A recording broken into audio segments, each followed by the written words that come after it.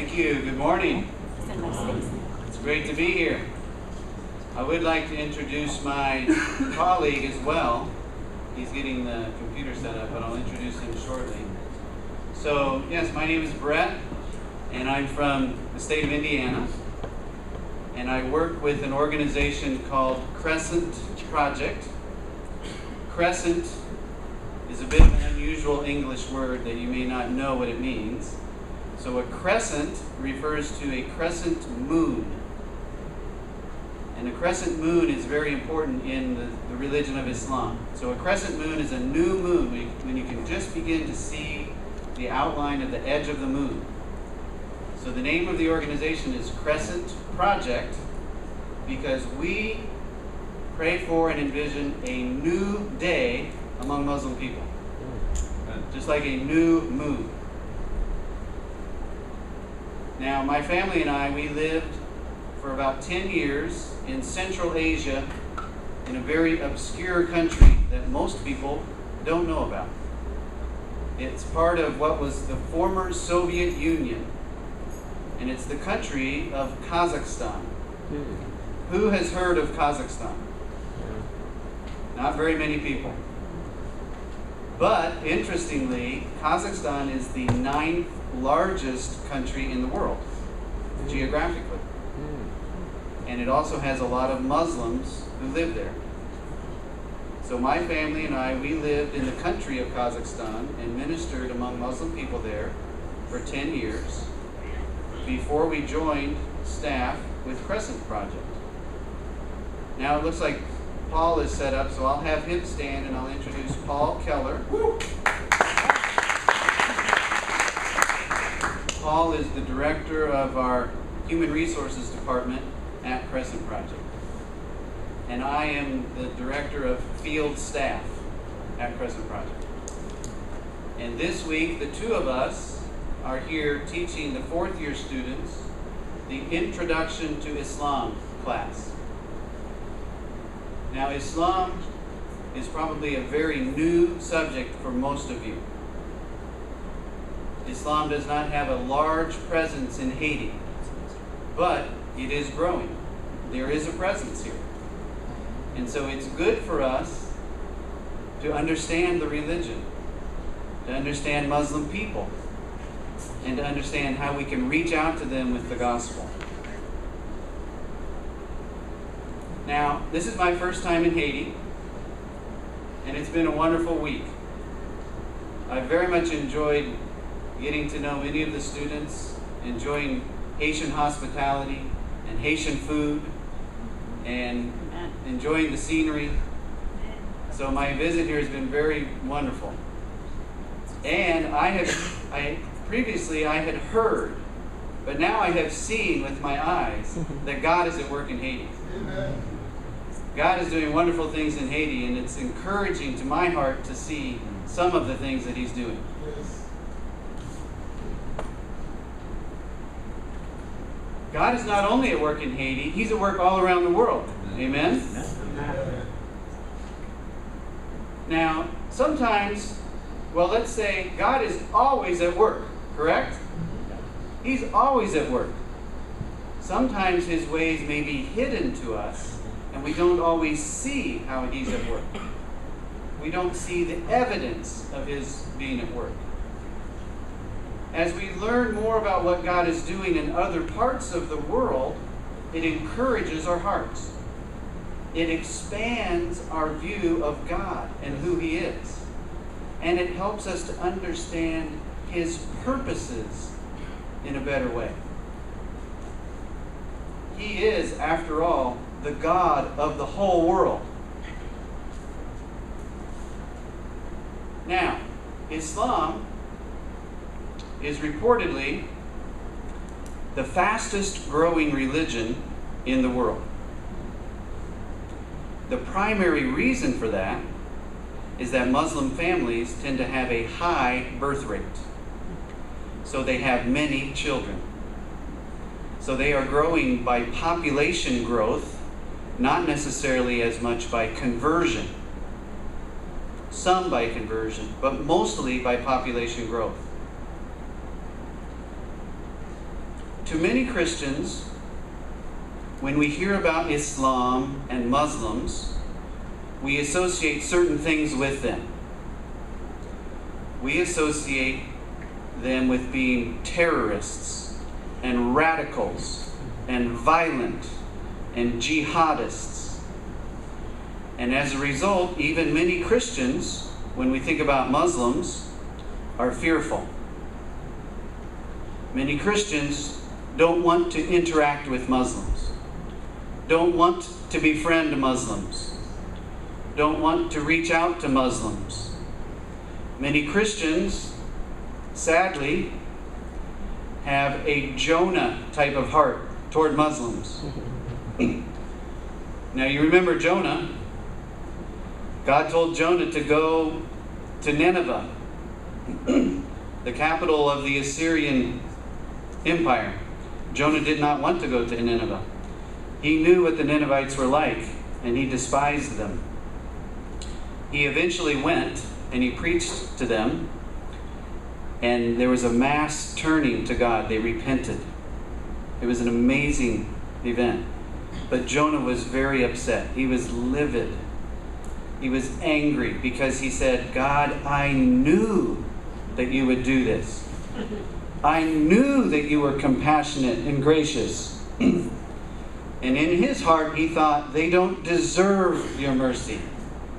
They don't deserve your compassion. Sadly, many Christians have similar feelings toward Muslim people. But that is not the heart of God toward Muslims. Some Christians, as we think about Islam, think of Islam like a giant, like a Goliath. Well, we know the story of David and Goliath. The whole Israel army was shaking in fear of this Philistine.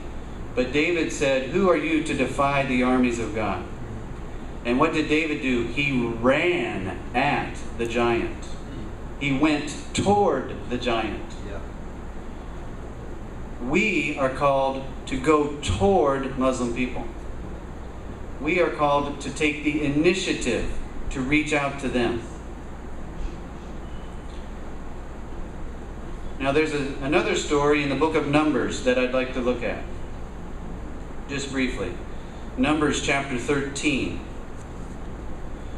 This is the story of the spies that Moses sent into the promised land. And they spied out the land. And then we pick up in verse 26. Numbers chapter 13, verse 26. These spies, the 12 spies who had gone into the land of Canaan, come back and report to the community of Israelites. Verse 26. They came back to Moses and Aaron and the whole Israelite community at Kadesh in the desert of Paran. There they reported to them and to the whole assembly and showed them the fruit of the land. They gave Moses this account. We went into the land to which you sent us, and it does flow with milk and honey. Here is its fruit. But the people who live there are powerful, and the cities are fortified and very large. We even saw descendants of Anak there. The Amalekites live in the Negev, the Hittites, Jebusites, and Amorites live in the hill country, and the Canaanites live near the sea and along the Jordan. So they said, yes, the land is filled with good fruit and milk and honey. It's a wonderful land. But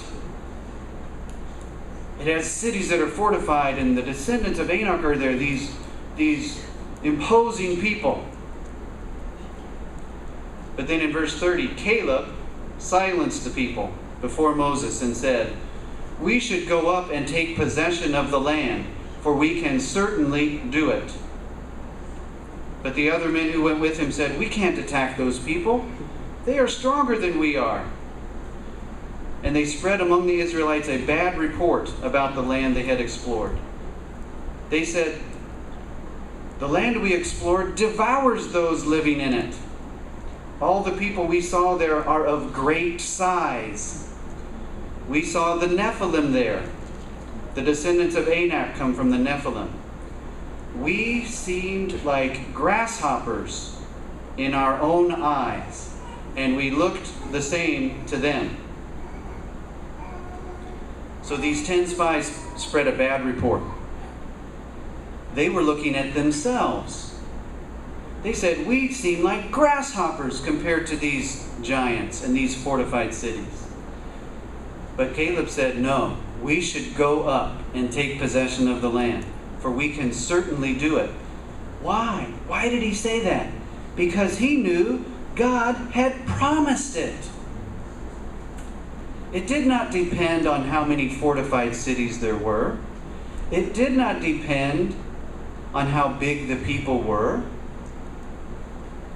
It depended on God and His promise. And Caleb said, we should certainly go up and take possession of the land. In a similar way, God has given us promises today. One of the promises He has given us is that in the book of Revelation we see what heaven will be like. And we see in heaven there will be some from every tongue, every tribe, every people, every nation. That is a promise. That will happen. So, today, Islam may seem imposing. It may seem like a giant. It may strike fear in the hearts of people. But God has promised that there will be some from even among every Muslim people who will come to know Him. So we should be encouraged. We need to take the initiative. So are you ready for some encouragement? God is at work in amazing ways today among Muslims, in ways that you don't see on the news. And so I want to help encourage you as God's people that God is on the move in ways that we can actually see. He's always on the move, but we don't always see how He's moving. But today we can see very distinct ways in which He is at work. So let's consider some things. There is a wind that's blowing through the house of Muslim people, the house of Islam. And as this verse says, the wind blows wherever it pleases.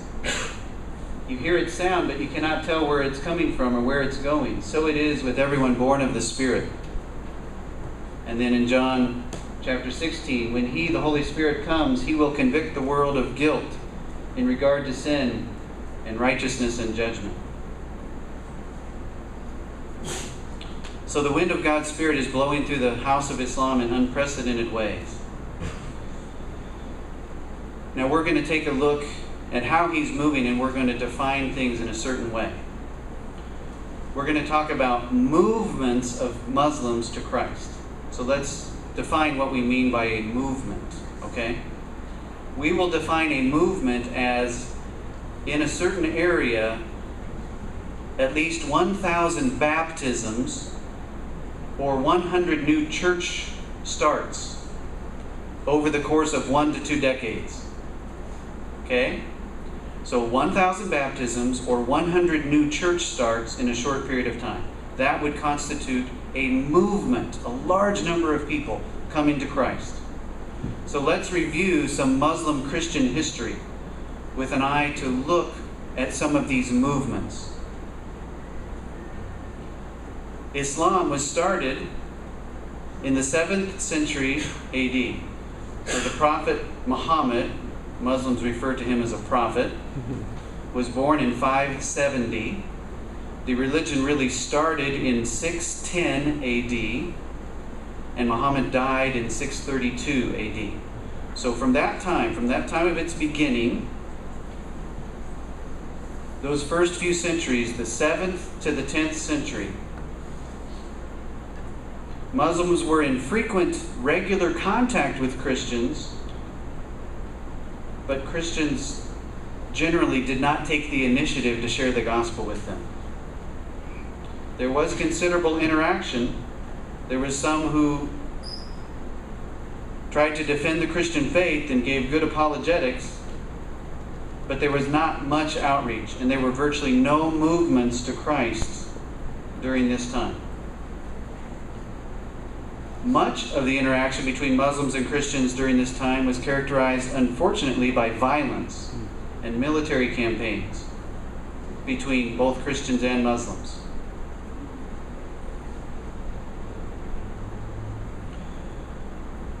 So, in 982, however, there were about 12,000 Arabs who did convert. So, one empire was unraveling, and in the year 975, a Byzantine emperor extended his sway into Muslim territory in what is today eastern Turkey, the eastern part of the country of Turkey, parts of Syria, and northern Lebanon.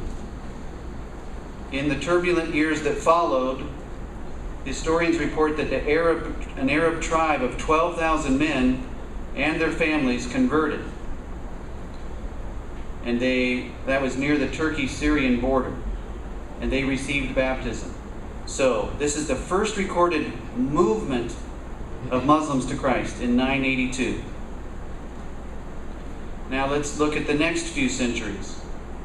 From the 11th to the 13th, this saw many European armies launch the Crusades into the Middle East, in the Muslim-held part of the Holy Land. And so the Crusaders would win brief victories, but then the Muslims would come back and retake the land, and they went back and forth. And there was a series of many crusades over these centuries. But it did also witness innovative outreach to Muslim people. The first came under the rule of Roger II of Sicily. Sicily is the southern part of Italy. His kingdom welcomed a religious and cultural interchange between Muslims and Christians. And this resulting interchange came about in an unknown number of Muslim converts. He experimented in multiculturalism. But then his grandson ended up expelling all of the Muslims that had come to Christ from his kingdom. In the 13th century, Saint Dominic and Francis started their orders of the Catholic Church. And they had a vision to reach out to people, including the Muslims. So they did make attempts to reach out to Muslim people, but neither of them saw large numbers of Muslims come to Christ. However, there was a Dominican general, Raymond, who mobilized outreach to Muslims in Spain in around 1260. And he saw many thousands of baptisms. But it was during the time of what was known as the Spanish Inquisition. And so there were orders for Jews and Muslims to convert, or they would have to leave. So those conversions are questionable at best. Then there was a Dominican friar, William of Tripoli, that reportedly baptized 1,000 Muslims in the Levant, or in area of modern-day Palestine, Lebanon, parts of Syria. Then there was the Italian Conrad of Ascoli. He preached the gospel in modern-day Libya, and he reportedly saw 6,400 people baptized. And then there was a missionary, a man named Raymond Lull, in the late 1200s. He mastered the Arabic language and philosophy, and he was reaching out to Muslims in North Africa. So we can see on the PowerPoint slide here some of the peoples who came to Christ during this time, but it was very small. In the 14th to the 18th centuries, 14, 15, 16, 17, 18, 5 centuries, there were no voluntary movements to Christ among Muslims. This was the time of the Reformation, but there was not much missionary outreach to Muslims during this time. 500 years. In the 19th century, This is what some historians have called the great century of Protestant missionary outreach. Missionaries went into Africa and Asia and the Americas. Despite all of this outreach in many different places, there were only few Muslims that came to Christ. But there were notable exceptions in a few places. In Indonesia, in Ethiopia, and French Algeria. In Indonesia, this one person initiated what may have been the first voluntary movement of Muslims to Christ. The first in which Muslims, on their own accord, they chose to follow Christ. By the time of his death, this person's death in 1924, Sadrak was his name, the number of Christians in Indonesia numbered between 10 and 20,000. So in a period of about 50 years, there were 10 to 20,000 Muslims who came to Christ around the turn of the 20th century. In northern Ethiopia, a Muslim sheikh, or an Arab holy man by the name of Zacharias, had a dream about Isa. That's the Arabic word for Jesus. So this Muslim holy man had a dream about Jesus that compelled him to obtain a New Testament from a Swedish missionary, a missionary from Sweden. By the time of his death in 1920, this sheikh who had come to Christ had led 7,000 Ethiopian Muslims to Christ. And then in Algeria, there were some Catholic fathers, Catholic priests that ministered there, and they baptized 700 Algerians. Now that number doesn't quite meet the criteria that we set. It's not quite 1,000, but it's still a large number, still a significant number. So now we've come through the 19th century, and we've seen a few movements, but not very many.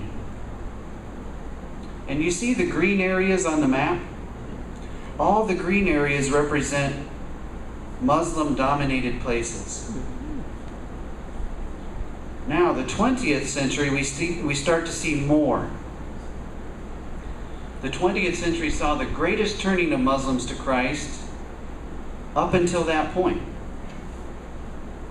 All of these movements are in the latter half of the century, the last 50 years of the century. The first movement was the largest, and it did not occur until the late 1960s in Indonesia.